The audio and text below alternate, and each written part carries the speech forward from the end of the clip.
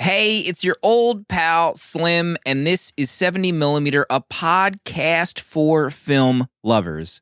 Every Monday, I sit down to talk about recently watched movies with my dear friend and artist, Danny Haas. But when we get to the actual performance of the Red Shoes Ballet, if I'm watching this in 4D, I'm thinking magic is real. And our own spiritual advisor, Protolexis. Yeah, I could not get over that this was 1948. I felt like I was having like an existential experience of almost like peering into the past, of just knowing that these people like made this movie at this time. Later in this episode, we're talking about one of the most beloved classics to ever be covered on this podcast, The Red Shoes from 1948. We answer the age-old question, which would you choose between your desire to dance and your desire to love? Enjoy!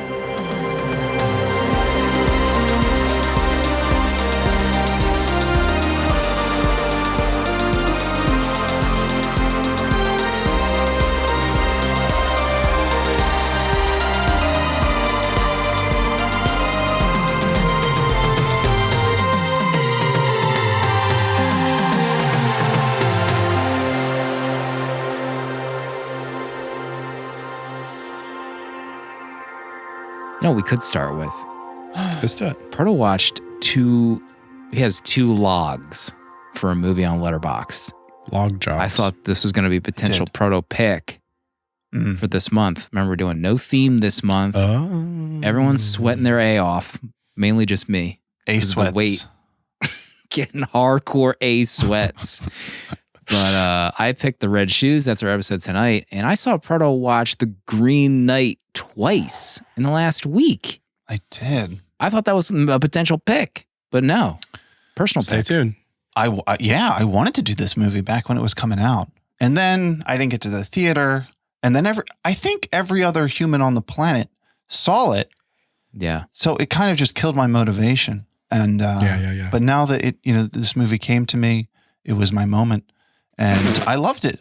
I had a great time with The Green Knight. Yeah. This guy, David Lowery, he might be my most anticipated director at this point. Like, I can't wait to see what he does next. What? Yeah, I really had a great time watching this. Just it was so beautiful. I thought the story that I wanted to. I threw it on the background. Like the next day, I was like, I want to watch this again. Like there was enough meat on the bone. Meat on the bone. I had to go back in for more. Is that a real song? Yeah, that's a song. It's called Meat on the Bone. He's got a Disney live action coming out. Peter Pan. Yes. There's a Peter Pan movie that comes out every 6 months, I feel like. It's Pan, a great story. Peter, Wendy, Peter But Pan. none of them Hook. have mattered. Peter right? and I just Wendy. named 10 movies that have come out in the last 5 years. Lowry's going to make it matter. This is going to put Peter Pan on the map. Pandemic. Yeah. It's time.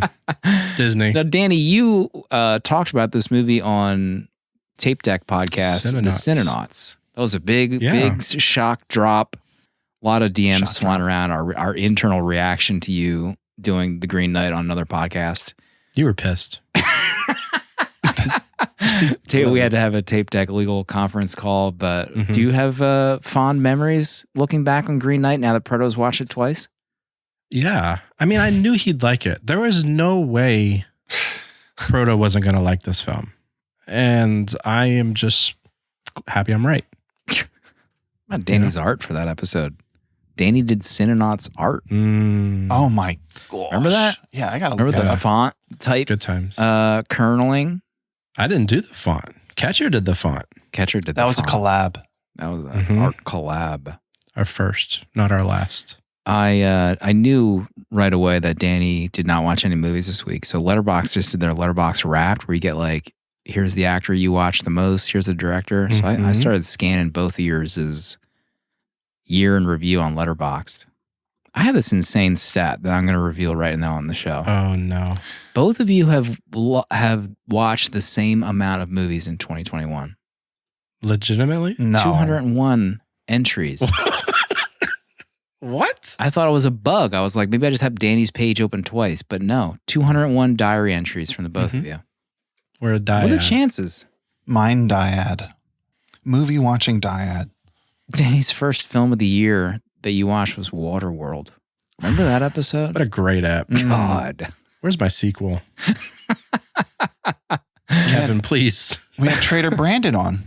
Yeah. Yeah. Special guest. Trader Brand. Good times. Paul was listening to that episode today. What a quinky dink. Proto's first movie of the year was The Emperor's New Groove. Oh, what a flick. Banger. Who's going to pick that, Absolute huh? banger. Yeah, I was thinking that too. That needs to be Is it that time needs for to be an another episode. animated? Which councilman will pick that movie for us? Council This person? is their pick. Danny's number one actor for the year. You watched, this is the most amount of movies for this person. At 10 films, your number one actor for the year is Tilda Swinton. Yeah, big time. I mean, I didn't know you I watched went on that my- many. I know you went watched on a the journey. bunch. I watched so many of her films. And I'm happy I did it. She's incredible. Her filmography is disgusting. How good it is. All right. I don't even think she missed once. She's Danny's Galadriel. Oh my gosh. Can you imagine? My queen. Proto already knows his most watched, but it's Harrison Ford at 8 films. Yeah. Wait, 8 films? 8 films. He snuck All the into Star that Wars. Gene Hackman movie. He was in The Conversation. He's great in those little movies. Was Apocalypse Now this year too? Apocalypse Now. That feels like 5 years Oh, ago. gosh. That feels like an eternity. Oh, yeah. ago. He's great in that, too. My number I can't- one, as everyone knows, was Steven Seagal at 15 movies. I don't. You can What cut a that from run. the app if you're embarrassed about that. You got up to 15? How many did you have left? He probably had like 50 more. Oh, I no. bailed on that journey. It's an ocean out there.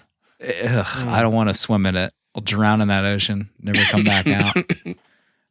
There was another stat. Let's see what else I was looking at. Your highest rated star, Danny, for the year was Natalie Portman, averaging 5 stars Wow. for your films. I wonder why. Nice, I baby. wonder why. You watched it 5 times. I don't even know who this person is that Proto has rated. Oh, my, what?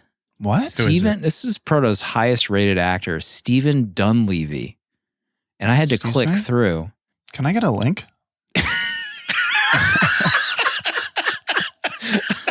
Stephen Dunleavy has been in 2 movies that you watched this year, one of which you watched twice, Matrix Resurrections and Mad Max Fury Road. So I don't know Oh my. who they played. I'm looking through your list of stars just to recognize a name. And Sam, you have a bunch of people tied at 5. Sam Neill is also at 5 stars. Oh baby. Mm-hmm. Possess me. Yeah, Dave and chat, and everyone is now out of Cinephile. We have a Cinephile game night happening soon.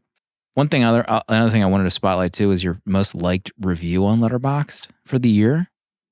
Danny's was Spider-Man 2002. What did I say? It's sad to me that someone reading this right now is lying to themselves by thinking this movie doesn't slap. I'm not wrong. Ever. Strong words. Carter, do you have any idea what your most popular review is for 2021? Mhm. 2021? I don't know. it. He probably knows. You have to know it. I know it. It's not Tenet. That was No, last that year. was It's not no, Tenet? that Tenet was the year last before. year. Oh, I don't know. It's Don't Look Up. Oh gosh. McKay makes a McKay, and it's MK. God, what a lie. Oh man, that's slapped. What Good you job, have Fredo. seen is what you get, and it's funny like a dad joke, but still a good time. 3 stars. I wrote that? You wrote that. My gosh, Fugue State. You wrote I that. take that. My number one review is my Spider-Man No Way Home review. Oh, that was a good one. Thank you. 3 stars. Oh, man. The bleeding heart in that review. You could feel it. We have to say hello to some new Patreon friends. Say it. New friends Please on say it. Patreon. New Patreons. Carrie, Sreek, Philip, Griffin, Joe, and Richard all joined this past week at 70mmpod.com. On our Patreon, get access to the VHS Village Discord. You know, we're having a Cinephile game night with our friends in Discord. There's 4 teams. This is a tournament. No one's ever done this before. Discounts on Ever. Danny's Prince. Hmm. 22 episodes in the 70mm vault. There's a Mamma Mia watch party happening next week in Discord. And if you want access to the episodes in the 70mm vault, you can also become a supporter on Apple Podcasts or Spotify if you so choose. Maybe real quick, I'll talk about a movie that I watched. Please. Carlito's Way. Oh my gosh. Al Pacino. You've watched this before. I love Carlito's Way. I gave it a 5-banger on Letterboxd, and I put a disclaimer. I was like, please don't watch this movie based on this rating. I think I'm the only person, maybe like one of 3 people that rate this movie 5 stars. I mean, there's a GIF in chat right now. That's Sean Penn dancing with Al Pacino. Sean Penn is unrecognizable in this movie. He plays Kleinfeld, Al Pacino's lawyer. His hair. So Al Pacino plays Carlito Brigante just out of prison. You could almost say that this is like Scarface if he survived and tried to like go straight in 20 years. So he comes out of prison, tries to set his life right, and Sean Penn is his lawyer who gets him out of prison. But in the time that Al Pacino's been in prison, Sean Penn has made a bit of a name for himself. Also, he's addicted to cocaine, but who wasn't back then? And so it's like it's an Al Pacino noir directed by, unfortunately, proto-cover years, Brian De Palma. Right off the bat, I think Proto's out on a high rating for Carlito's. No. He deserves another chance. I have enough friends who vouch for him on his behalf. He deserves at least another look. I can't abandon a man on one movie. I'm mentally ready for Proto Carlito's Way 1 star. It's fine. That's not going to affect me at all. You know? No. Because my love is true. Yeah. What did I mean, what did I give it? You wouldn't be talking about it unless it wasn't going to affect you. Right. Like that's why you would even bring it up. I gave it 3.5. I think you gave it 3.5. But I love Al Pacino, and this is probably my favorite Al Pacino role. I love Heat, but Al Pacino in this movie, he's just got a vibe about him in this movie. He's got a strut. He's got, charisma out the ass. When are we doing a Pacino movie, huh? Oh, Heat was in the running for my pick for this week. That means we're getting closer. We're getting real close. We're getting close. Is this what you sent screen caps of him looking like Oscar Isaac? Yeah, didn't he look like Oscar Isaac in that second one? It was crazy. Oh, yeah. Looked just like him. Boy, oh boy. So this is one of my all-time faves. I think I first saw it at West Coast Video when I was working there as a kid. Yeah, you mean OI? Trainer says in chat. That's not sticking. Proto already forgot that he called him OI 3 weeks ago. So every week we give out a free year of Letterboxd Pro. If you share the show on social media, you get entered to win. Gets rid of third-party ads. You can see all those stats that I just mentioned for your own account that I just called out for us 3 on Letterboxd. And this week's winner is CoJarder on Twitter. So you just won a free year of Letterboxd Pro. They said on Twitter this week, quote, "My watch list is growing substantially thanks to 70mm Pod." We did it. Also, that was another stat I looked on Danny's year in review. Oh, no. You want to guess how many movies Danny added to his watch list this year? Past year? 5. Yes. He's got 5 on his... he added 2. And he watched 5 movies on his watch list. Danny has 0 films on his watch list right now. What is going on here? Imagine how many movies he scrolls through and just thinks, nah, I'm never going to watch this. You would be right. It's sickening to me. It's sickening. I don't use it. It's very brave. It's not a feature for me. I don't watch list things. I live in the moment. Oh my God. What if you sit down at night and like you want to watch a movie? How do you find what you're looking for? Natalie Portman gets 5 stars on my list. He just rewatches Phantom Menace. Rewatches Star Wars. You're a strong rewatcher. God. All right. I think we covered everything this week. The Red Shoes. This is my pick for a themeless month. No theme. We're free to pick whatever the heck we want. Mm-hmm. And I gambled a little bit on this one.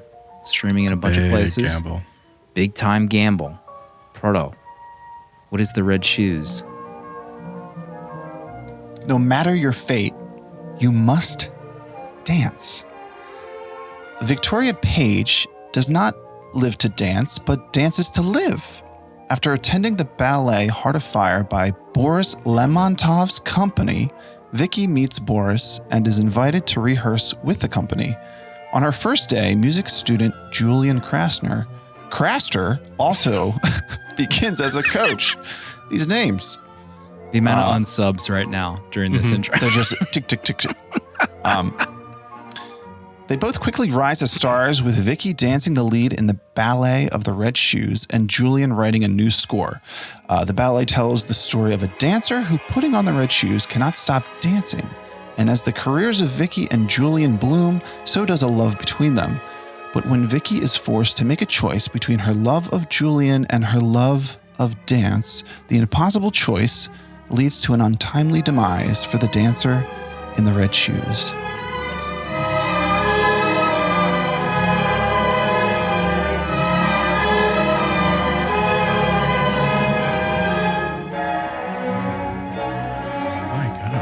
Wow. Uh-oh. I posted a YouTube link this week in our Discord about the restoration process. Did either of you watch that video?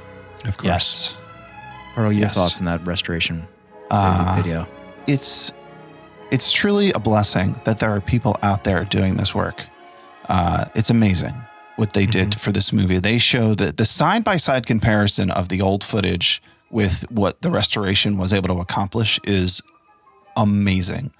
I was blown away in that. It was only like, what, 4 or 5 minutes? Yeah, it wasn't long. Yeah. It's absolutely stupid how good it is. And it's just, it blows my mind that I can watch this film in Technicolor and I feel like it was just released. Like it's so gorgeous. Like, And looks better than most movies that are out. right? And we Any day of the stopped week. using Technicolor in like the 50s. And I get it. I mean, I get it. It's got to be such an expensive process. It's 3 films of color being shot at once. Like, excuse me, like who thought of this? Right. But it's worth it. Like, it completely is worth it. I don't like, this is my first, you're at my first talking point is the color in this film. When you announced last week that you picked a 1940s movie, I verbally was like excited, but inside I'm like, oh God. Is this Wings all over again? Right. Another Wings I moment. liked Wings. It's old and I had to be mentally prepared for this film. But you get 5 minutes into this movie and it is like, excuse me. It's like you're on drugs. I can't get over how good it looked. I think I just expected how bad Wings looked, and I just kind of expected this. I didn't really know what to expect, really, but I thought it would just be older. This didn't feel old at all. Like it really felt new. And I'm not really well versed in ballet, obviously, and I'm still not. I just don't really enjoy it that much. But this film kind of made me enjoy it. I mean, I had a great time, but this color, the color sequences reminded me of Disney's Fantasia. There were so many ins and outs, especially when you get to the ballet segment. But what they were doing with color in this film and how they like sparsely used red throughout it as you kind of start picking out the red shoes and all this little bits of red in the backgrounds and stuff. I just was mind blown. Yeah, I could not get over that this was 1948. Right. I felt like I was having like an existential experience of almost like peering into the past of just knowing that these people like made this movie at this time. Like it just felt like a window because of how it looked. It was like so incredible. Like I was seeing so far back into the past that I hadn't seen in color before. Cause even like I always thought of like 50s, everything's black and white. And it's not until the 60s that things started, to be color. So for this movie to see it as like in 1948, look like this, I couldn't get over like how this was made, just with the technology that they had, the editing that was done in this, just what that, like I can't even comprehend how they put a movie together at this time. Mm-hmm. It just blows my mind, just the editing process of this alone, not to mention just, shooting all of it. And the fact that they hired Hein, I don't say his last name, Heckroth. He was just an oil painter to design this film. He did like some opera stuff, but he had never worked on a film before or knew how to design a film. And it was like 200 and something oil paintings to lay out this entire movie. And it's wow, absolutely insane. And he won the Oscar for art direction for this film. And it's it's just, it's incredible. Like a lot of the backdrops for the segment of the ballet, the Red Shoes Ballet, is his paintings and stuff like that. But if you go back and look through, you can find his actual layouts for this film, and it's insane. Goody in chat says Cardiff should have won an Oscar for the cinematography. The cinematography also is insane. There's so many shots of, just close-ups to the face as they're having these conversations that were really well done. So the format of this segment, we'll go through our top 3. Each host picks 3 things that we really want to focus on. We won't go too heavy onto the plot. My number one thing, and I kind of jokingly quoted it in my Letterboxd review, is there, that initial conversation between Vicky and Boris. Why do you want to dance? Why do you want to dance? Why do you want to live? I don't know exactly why, but I must. That's my answer, too. The pursuit of, greatness, creativity, creating art is, obviously the kind of crux of this movie. And, but at the expense of what? Like everything in your life. Like how badly do you want to be great? And the story is essentially Boris seeing that she could be great and pushing her for that, but she is like conflicted with wanting to have a life. She falls in love with the composer. It causes a conflict because of this kind of, I don't know, I was about to say psychotic, but he's not really psychotic, Boris. He just is one of those like crazy creators that knows greatness and that can push people to their limit to get it. But by the end of this movie, I had no idea what the ending was. So we're getting spoilers here, and it's streaming like everywhere, so you can watch it and pause it and come back. But I had no idea that was the end of the movie. So she comes back to do the play, and right when she's about to do it, her husband is trying to talk her out of it, and Boris is also pulling her in the other direction. You get 2 different lives, she can't choose. And as she's wearing the red shoes, she jumps over the edge and into the oncoming train. I was like blown away by the ending of this movie, 100%. So not even just that was like the ending, but like she couldn't choose. She like almost couldn't choose between her pursuit of greatness and dance or her marriage and love. Pardo, what did you think of that theme in the movie and then the ending? I really enjoyed the theme, but I felt like I did kind of struggle understanding how she got to that point in that moment. I just felt like I didn't see it. It didn't feel like, oh, we're like, she is this much in anguish communicated through the story. So I didn't like totally, I don't know. It didn't completely have me convinced at that point. Yeah, these two, how about like these 2 guys though? The fact that this had to be a choice for her was something that like kept coming back to me. Like that's the thing that I feel like stood out, is that like, here's a woman who has the love of her life and also wants to dance. Is like, why can't she do both? Like, why is that not an option for her at this time? I kept thinking about that, of just how it's portrayed in the movie. And then like this shocking event of her just like jumping to her death. Yeah, there's so many things about it, even like her wearing the red shoes and, going over the edge. She asked to take them off when she's like on that stretcher, somehow still breathing after being run just over like the end of the play too. Yes. She points to have the shoes removed. Yeah. Danny, what did you think of the theme, the pursuit of greatness in this movie? I mean, the whole time I was thinking that these 2 guys are assholes. Like, just leave her alone. It was like, I couldn't get over Boris. Because it felt like he was also in love with her, correct? Like, that's the vibes I got when he... I couldn't tell. I in the beginning was kind of falling for her a bit, or he was at least smitten with her, and then just jealous of Craster having her as well. I felt like I didn't 100% buy that he was in love with her. Maybe he was in love with the idea of what she could become as a dancer for him.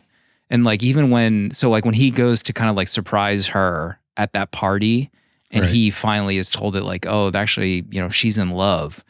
That's when he like gets pissed, because that means it's over for her. Like her falling in love. I know. I still got the vibes of a love triangle between the 3 of them. I still felt like he had more intentions than just having the perfect dancer. Yeah, I felt like at first it definitely, when he first got jealous about it. It seemed to me like romantic, but by the end of it, it felt like it was more of the dancer, and like getting her greatness out of her.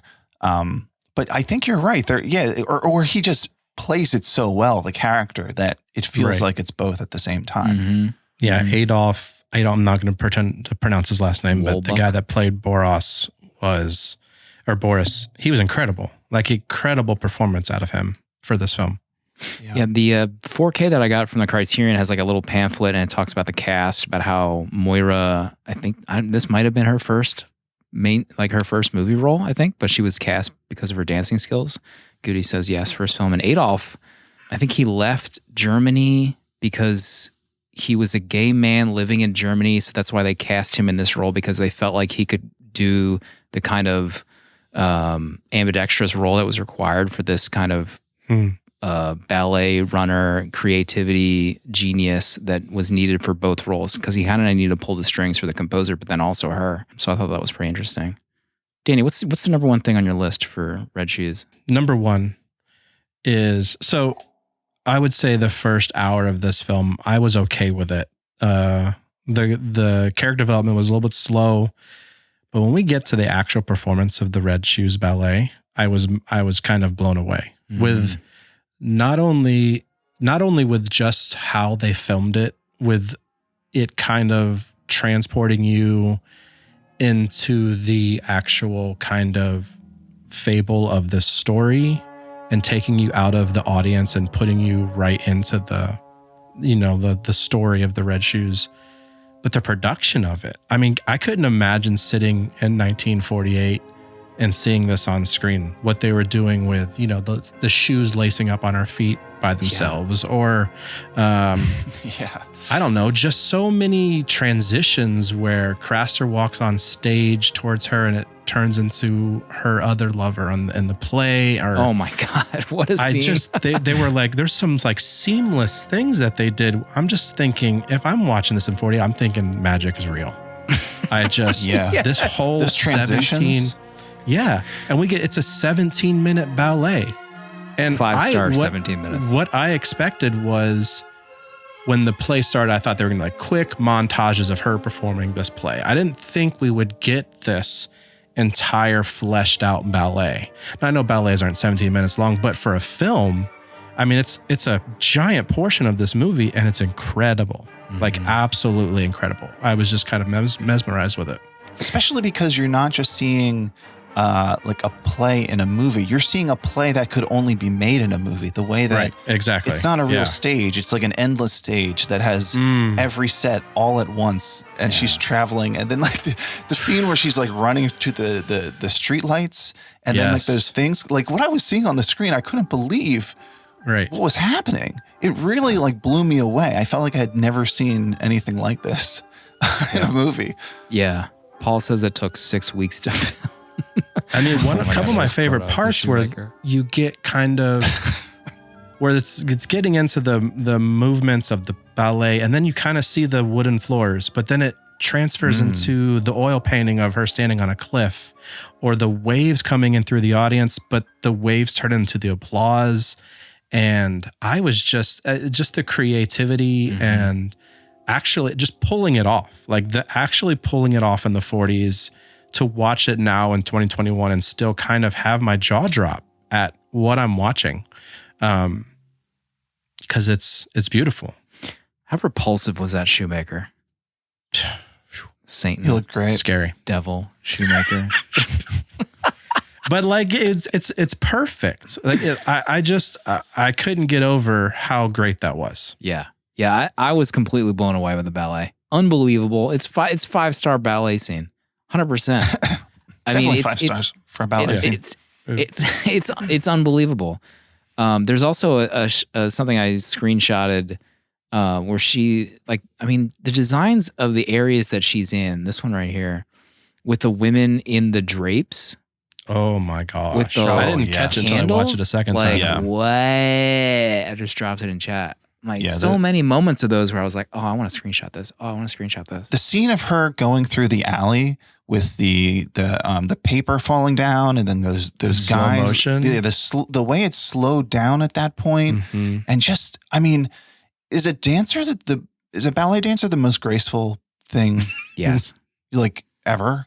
Like just seeing her move and the way she dances on her toes. Of course, this is like ballet, but I mean, I don't watch a ton of ballet. Of course, I've seen it before, but the way it's shown here and the way she dances is incredible. I was blown away by just seeing her dance. I couldn't get over the when she dances with the floating piece of paper and it spins into the ballet performer. Oh yeah.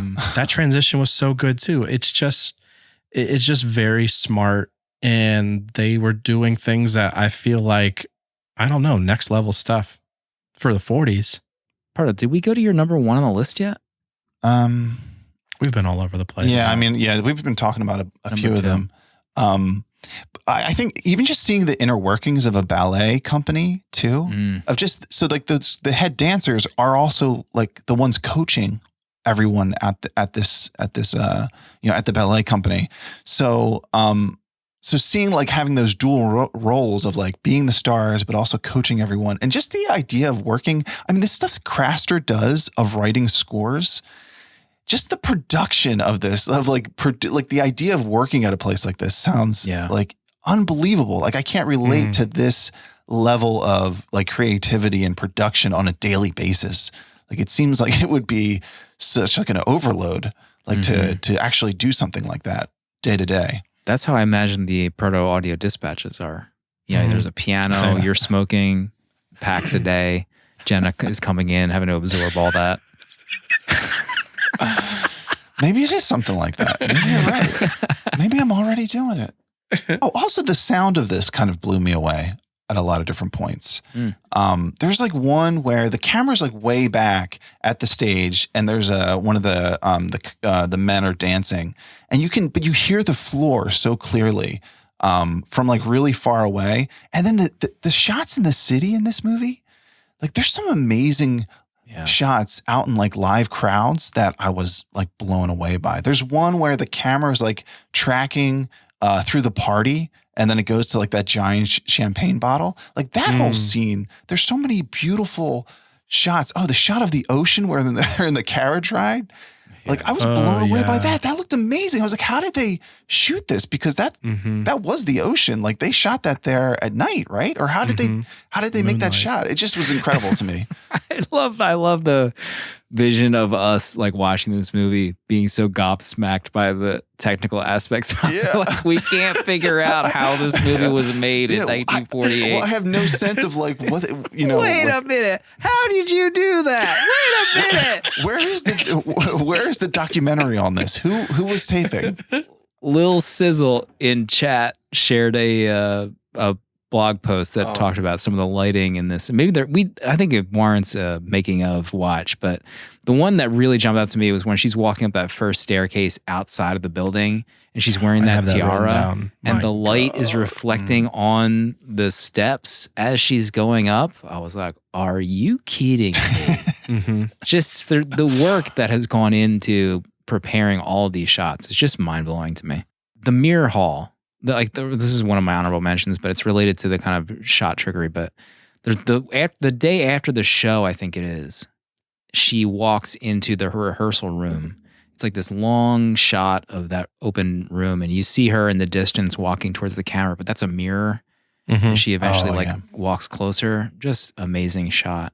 One line I wrote down, maybe this will be like my third point, but when Boris was talking about like, he brings back that topic. Like you asked me before, why do you want to dance? I asked you that question, and I think he says, I want something much more. I want to create. I love the kind of the deep dive into Boris's mindset towards the end of this film about how important it is for him to create something long lasting. And I just love that. It kind of reminded me of Tick, Tick, Boom in a way. You know, very different lead characters, obviously, but I can see that.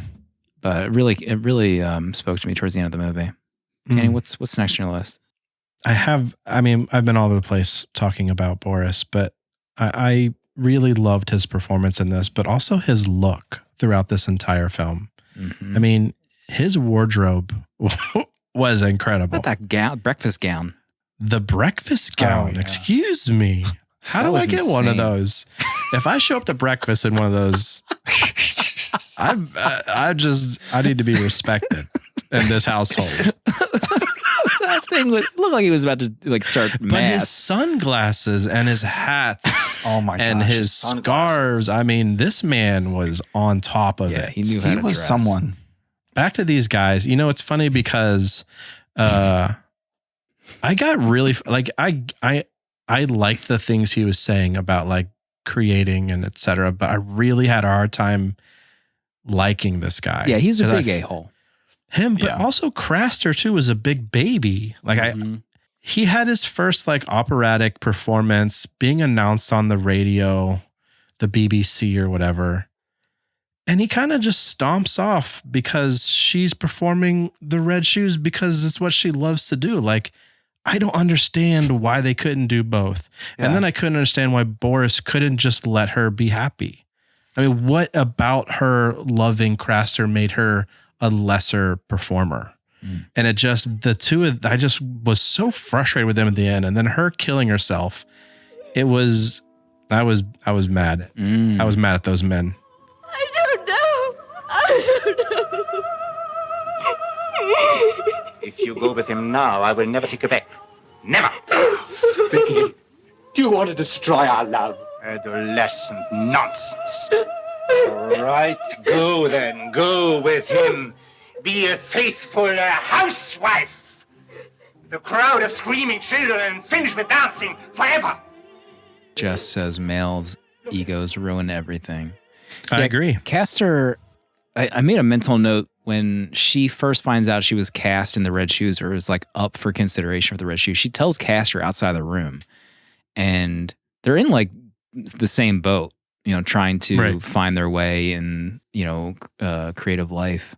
And he like ignores, he doesn't even congratulate her. He bursts into that room to find out more about the Red Shoes. And then they they fall in love. Their whole love subplot was kind of too quick. And maybe this was on purpose. I don't know. But it felt like it was just too much in the background. Like I didn't buy them falling in love too much. They didn't have enough scenes together. Like there's a few scenes of him writing music and she's there, he's smoking the cigarette. But I don't know. There wasn't enough for me to be like so hardcore and be like, yeah, you got to go with Castor. Like I don't want to go with Castor. We need more passion. This guy. I need a little bit more passion from their story. I understand. A little more passion. He serenaded her during lunch, though, Goody says. Yeah, Craster. Dude, like they, I think, don't they imply that he flew there? He's like in a different city. So he felt this strongly that he was going to buy a ticket, get on a plane, fly to where Vicky is to barge into the room and say, I'm not doing my symphony and I don't want you to dance either, and if you don't, I'm gone. Like, what kind of move is that when you think of it that way? Yeah. It's like so insane. Also, what amazingly timed. He got there a minute before the show was about to start. Yes. Like, what or if he was just waiting out there. He was there for 2 days. He's like, he looking just at his decided watch. to run up there. I got to get up there before it starts. Yeah, Sizzle also points out that jacket. I can't remember if we saw that in an email or a review, but someone pointed out his like black. Yeah, that black. It looks like he's in the Gestapo or something. Yeah, I was like, is he a Nazi down right a now? family or something? Matrix. Disgusting. But I think Did that he was go- a popular coat in the 40s. Danny. Yeah. Anything else in your top 3 that we didn't hit yet? Honorable mention? Honorable mentions. No. I mean, we talked about everything. I honestly, I can't get over the Technicolor in this film. It's a beautiful film. It's so gorgeous. I will give my rating, and I will say this is a 4.5-star movie for me. Oh, I really loved it. I think the first hour drags a bit, and I really could have used more from, I don't know, building up the romance a bit more, or I don't know, leading to caring why she killed herself at the end a bit. But when you hit that 17-minute ballet in the middle to the end, Ridiculous. it's an incredible ride. Ridiculous. It's really beautiful. So 4.5 stars from me. I love seeing the clean stripes on her leggings when he takes off the shoes at the end, Hannah says. Yeah, how about that stretcher scene? She would have been a mangled mess. Oh, yeah. Imagine getting run over by a train and then having to tell your lover to take my shoes off. You'd be coughing up blood at that point. Take off my shoes. Proto, honorable mentions, final thoughts? Final thoughts. I also love about the dance sequences, how it tells the whole story of the movie, kind of like right there in the middle of the movie. That's really cool. To me, I got this at 4 stars. This really is a marvel. I kept thinking of the 10 Commandments and Lawrence of Arabia while watching this. They both gave me like those vibes in the way like those movies blew me away, you know, just when they came out and just the look and the detail of them. Like this really is incredible. And I think if like you love movies, like, yeah, I feel like you got to watch this just because of the experience. It's fantastic. I kept thinking about Suspiria the whole time. Like I just was thinking about the color, at least in the original, but even when you think of Tilda's, I feel like this has a very similar vibe to these movies. At least the beginning of ballet horror movies. A lot of great ballet horror out there. Yeah. Black Swan, anyone? Never seen it. Oh, God. Yeah, I remember reading in the pamphlet, you know, I think Gene Kelly was greatly inspired by this movie to do An American in Paris after he saw Red Shoes. I was glued to the screen watching this movie.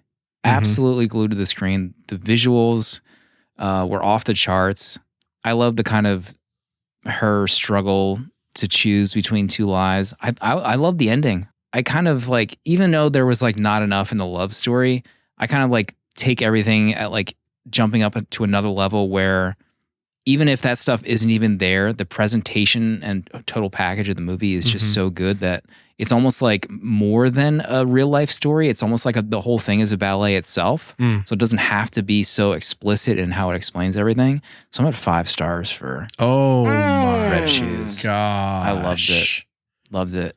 I wonder too, while I was watching this, why this is still kind of like a Criterion-ish popular movie, if that makes sense. Like, why don't normal people talk about the Red Shoes? And the cast is like, you know, there's no big names in the cast. When you Where like, are the look back. normies having conversations about the Red We're Shoes? here now. We're here now. The normies are not watching the Red Shoes, but we're trying to bring the normies in with this podcast. Bring them in. Hopefully we've done a little Bring bit to them help. So there you have it. I think we mentioned it during the pre-show that's just for patrons, but next week we're not recording. So after this episode is out, next week we will not be recording an episode. We're taking some time off. Danny's traveling. So, you know, we're going to give him a breather. We need to give him a breather. But we will be hearing for what Proto's pick is for the week after that. Soon. We have some emails to get to. Got a lot of emails for the Red Shoes, believe it or not. Was not expecting it. Maybe the normies are ready for the Red Shoes. You can send us an email, 70mmpod@gmail.com, or use the links on 70mmpod.com. So let's see what we got here. I think we'll do a voicemail first. Let's get the little sizzle. Hello, 70mm. Little Sizzle from down under Australia here. First time VM. Now, the Red Shoes. So I grew up dancing. My parents were dancers.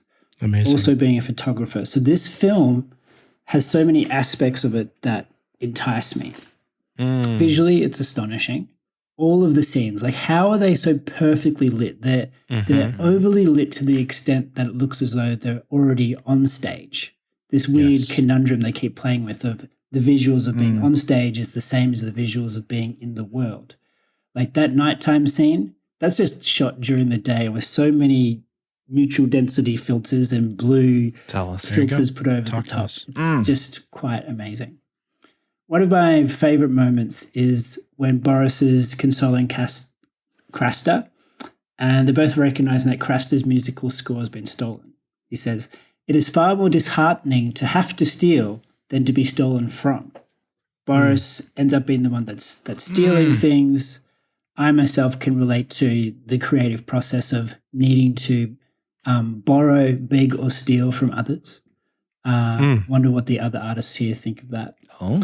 Okay, now finally, that jacket when Craster comes to collect Vicky, that slick black jacket, like what the hell is that made of? Yes. Plastic in the summertime in France, it's a wild choice. I know he's come from London, but probably could have just put on a shirt. Otherwise, 5 stars. A great film, I think, leaves just enough space for us to consider, oh shit, what have I chosen in my life? This film is a mirror. Have fun seeing your own projection in it. I did. Oh my gosh. Goodness. My. Danny, any thoughts on that that line that Sizzle called out? I got to the point where I had to stop caring about it because it was stolen so much. So yeah, I don't know how I approach it anymore. I see it and I feel sorry for the people who are selling it, and I just have to move on. And I don't engage anymore. They just say check DMs, please, in your comments. Check DMs. Real talk. Thanks for sharing, Danny. Thank you. Great VM. First VM, I think, from Sizzle. Yeah. First time, long time. Thank you, Sis. Thank you. We got another VM here. Oh, the short one, 38 seconds. Okay. Uh-oh. Hi guys, this is Trainer here. I just wanted to call in real quick, leave my first voicemail to shout out Team 1, who is going to absolutely destroy the competition this weekend. I mean, it's not going to be close. I'm not going to be doing the destroying. I will certainly just be in the backpack getting carried over the finish line. But whew, are we going to win? You kidding me? Anyways, yeah, The Red Shoes, definitely a really good movie. I enjoyed it a lot more than I thought I would. Absolutely beautiful. It's not The Burbs, but we can't hold all films to such a high standard. So I can't wait to see what movie you guys pick next week. And I love you guys and the VHS Village, and I'll see you soon. What a VM from Trainer. What kind of mic is Trainer using over there? What was that? Uh-huh. Trainer, let us in. Curious. He wasn't putting his Maverick thoughts to a VM on the record, though. Yeti X Wow Edition. Okay. That's what you're working with over there. Cinephile Game Night will have already taken place by the time this episode is out. Saturday night, 4 teams. Could be chaos, could be fun. We'll see. 4 teams. It's never been done. Ever. I guarantee you that. Saturday Let's get to some emails here. We got a few emails to get to. Okay. Diamond King. Subject line, Dead Poets Society vibes. Oh. Hey 70M, it's your boy King Dime. I just had to send an email to just express the joy I felt after listening to the uncut ep of Dead Poets Society. I hate that I missed the live recording because everyone from the host to the live chat were vibing through the roof. Definitely going down as one of my fave apps. Much love to the 70mm crew and the village. Wow. You know, we said the similar things. I was remarking about how felt good. Proto was electric that night. He really was. Electric? Yeah. He was on fire. What did I do? What did I do differently? I don't know. You were vibing. You were vibing. Okay. I got to remember I don't know if you vibe. had more or less sleep than you usually do, but something was different. That Goldilocks zone. Between exhaustion and delirium. Thanks for the email, pal. We got, let's see, Michael emailing in here. Subject line, upcoming movies. Hello, I was wondering where you find all these new foreign and indie films throughout the year that are talked about throughout the show. What are your sources? I feel like I can only find movies listed for Netflix and big box office theatrical releases. Love the show, Michael. Letterboxd.com. Yeah, Letterboxd. You know, it's Letterboxd, and it's also, I feel like we've cultivated a large enough group of different tastes in movies that we'll see like reviews come in on Letterboxd and be like, I've never heard of that, but that sounds good. A lot of different tastes going on in the village. IMO. Does that sound right to you? Yeah, that sounds right. Yeah, and I guess, you know, once you get ingrained into Letterboxd, and I mean, it also does help to have like a lot of streaming services. So you'll just, if you pass a movie, you know, like, oh, I can watch that. So that helps a lot too. But yeah, Letterboxd, the community, man. That's how you find movies. I love the LB Discord for that too. You know what I do is I go in there and I go into their stills channel. And I just look at stills that people post in there, and there'll be a couple a day. And that's a great way to find a movie too, because you'd be like, wow, this looks incredible. I'll watch this. Hopefully I didn't read Michael's email request wrong. Maybe he's wondering where to stream the movies that we talk about. I don't know. In which case, I don't have a good answer to that. I mean, we subscribe to a lot of services though. Peacock Army Rise Up. Next email in from Tanya. Hey guys, just want to let you know that I love your show. I feel kind of silly because I mention it to my boyfriend on a daily basis. My boyfriend and I watch the movies you guys cover on the show, and for that, we're both thankful. Seriously, keep up the good work. You guys are my comfort listening. Aw. Bye, Tanya. Tanya, come join the Discord. Join us. Tanya, please. Tanya. It's not a cult.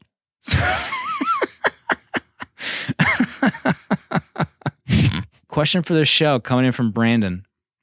Hey guys, I was recently in conversation with my pal Andy Stone, and he was talking about how ardent a film lover his mom is. This makes me think of a question I thought would be interesting for the show. When you were young, what was your movie enabler? Maybe it was an older sibling who let you watch movies you weren't old enough for, or a friend at school who passed you their favorite DVDs. For me, it was my grandma Ulrich. Is it Ulrich or Ulrich, Brandon? I don't think I've ever had to say your last name out loud. I was lucky enough to grow up less than a mile from my grandparents and spent a lot of time at their house. Every time I heard my grandma say she was headed to the grocery store, I made sure to tag along. She would let me rent whatever movies I wanted sight unseen. In 1998 alone at age 12, I can specifically remember Blade, American History X. And there's something about Mary being films I hope she wouldn't come down the stairs and catch me watching. Wondered if you guys had any interesting stories as well. Thanks. That's from Brandon. Remember American History X? No. That's a movie. Remember that? You've never scene? seen it? No. Oh my God. There's a moment in American History X that I wasn't ready for as a youth. There's a few scenes though. Yeah, it's true. There was a lot of disturbing moments in that movie. I don't know if I want to watch that. Please don't pick that. Danny's vetoing that. It's officially on the banned list. It's a rough for movie. This podcast. I mean, Edward Norton's, he's incredible in it, but that's a hard movie to watch. What were your enablers growing up, Danny? I don't really think I had any enablers for movies growing up. My parents just kind of let me watch basically Disney animated films or baseball movies. Pretty much Sandlot. But I don't think I really got super into movies probably till my teens. I don't think I had an enabler. Pardon? I've talked about my dad, like he would take me to the movies, but I think also I would say my siblings, because, you know, when you just had a finite amount of movies, the VHS tapes in your cabinet, you would have to just watch those over and over again. And I watched a lot of movies with just my siblings. You know, it'd be the same movie, but it was kind of like if you're watching it together, you know, it would be fun anyway. So I feel like they were kind of my movie buddies, where I probably would have watched a lot less if I was by myself, I think. Yeah, I never watched the movies that my dad watched when I was growing up, but I worked at the video store and I was my own enabler. I would take movies home constantly and bring those back for, free rentals. What a life. Wow. Getting high on your own supply. I was high as a kite. That's a dream. At that video store. My gosh. We need to open our own video store. In high school, I think Doubles in chat, we had a buddy who was a manager at a theater. And Thursday nights, he would open up the theater at like 1 a.m. What? And we would just go and play Halo. We would just fire up movies. From Art. Email for Red Shoes. The Art. Sir Art. The King. Hello, friends. Hey, do you ever get distracted in older movies by obsessing over what things people had or did not have back then? Like in The Red Shoes, I watched the ballet group arrive at the train station. Everyone's carrying luggage. Forced me to pause to look something up. For context, here's a summary of some modern advancements in human achievement. 1876, the telephone. 1880, the electric light. 1903, flight. 1906, air conditioning. 1907, plastics. 1930, solar panels. 1947, nuclear power. 1969, space travel. And then finally, 1972, wheeled luggage. 1972, WTF. We walked on the moon before we got wheeled luggage. What were luggage engineers even doing for 50 years? Unbelievable. They were in cahoots with the back people. Yeah. It's true. Do you guys ever notice stuff like that in older films? Great pick, Slim, beautiful movie. Hugs, your pal Art. P.S. When Googling when were things invented on your work computer, I do not recommend misspelling things. Misspelling what? I couldn't even finish the sentence. P.S. When Googling when were things invented on your work computer, I do not recommend misspelling things with thongs.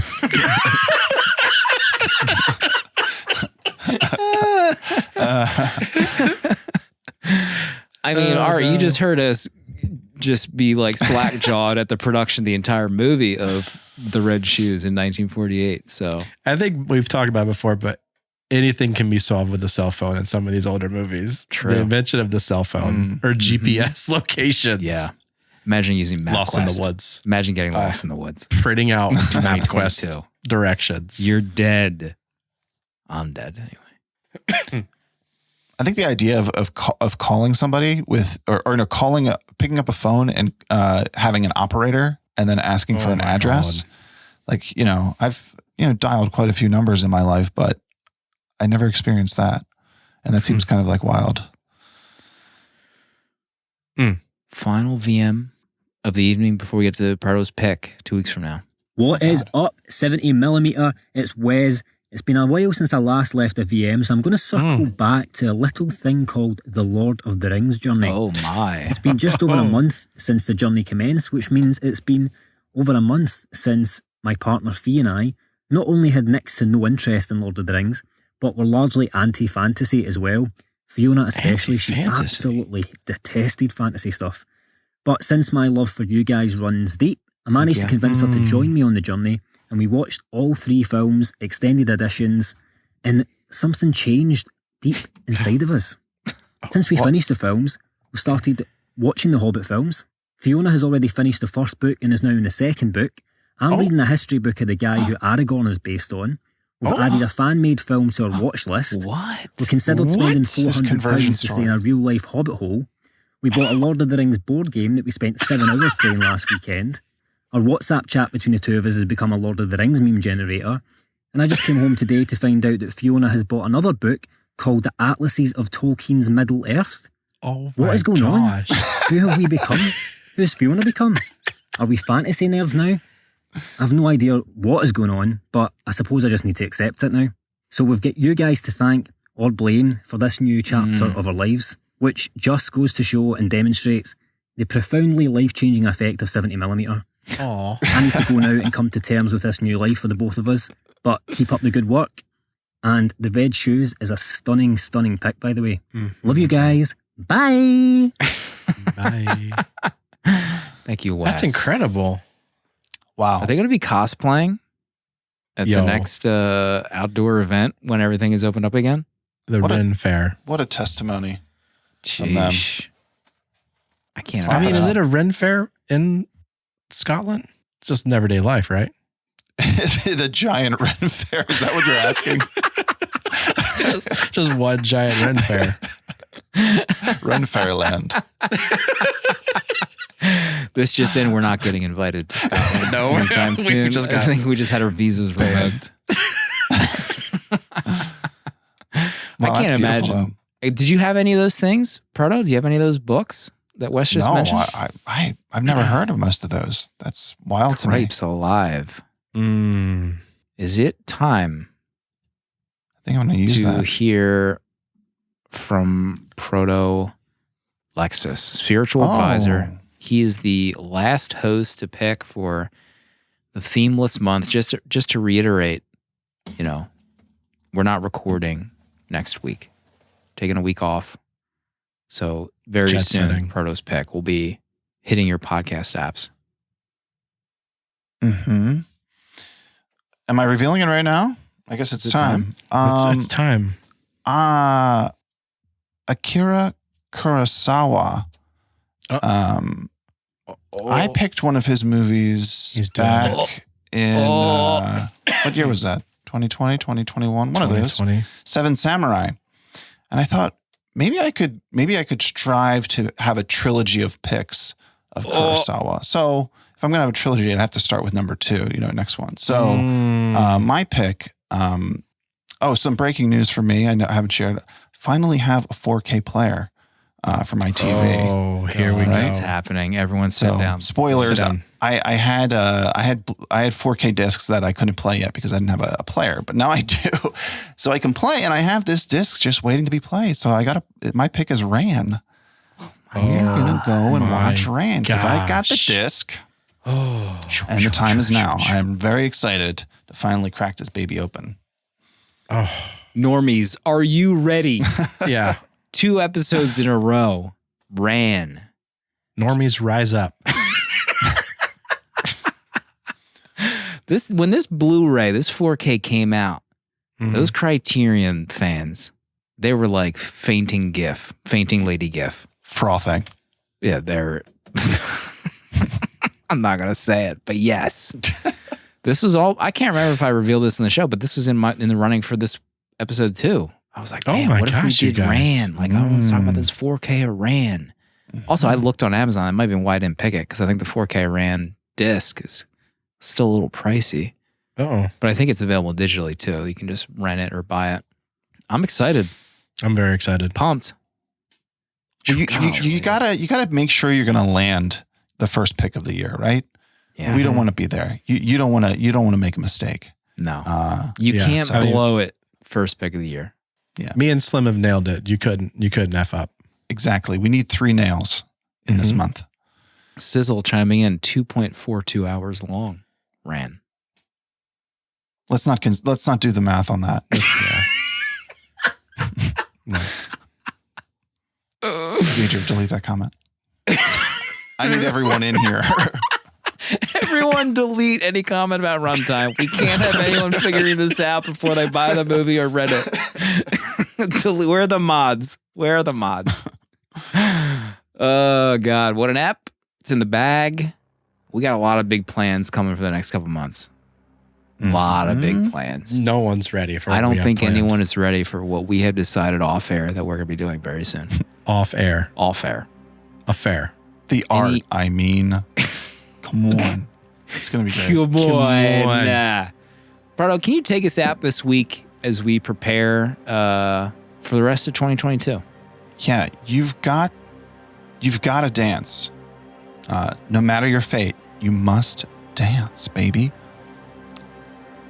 You got to dance. I'm ready to dance. That's all. We'll see everybody next time. We love you. Goodbye.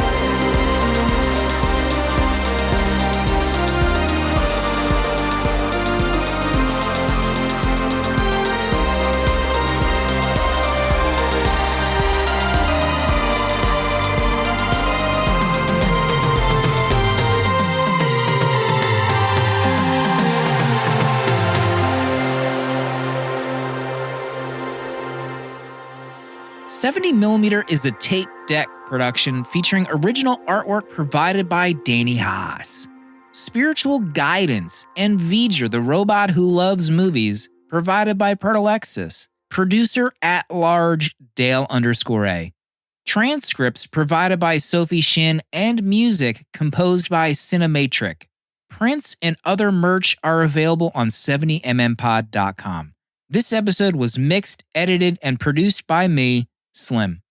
Support our Patreon for access to our VHS Village Discord to talk movies with new friends, access to our exclusive episodes in the 70mm vault, discounts on merch, uncut episodes, and a physical membership card mailed to you. To check out other Tape Deck podcasts, find the link in the episode notes. And if you'd like to support our friends at Letterboxd and upgrade to pro or patron status, You can do so with a 20% off discount using the links on 70mmpod.com.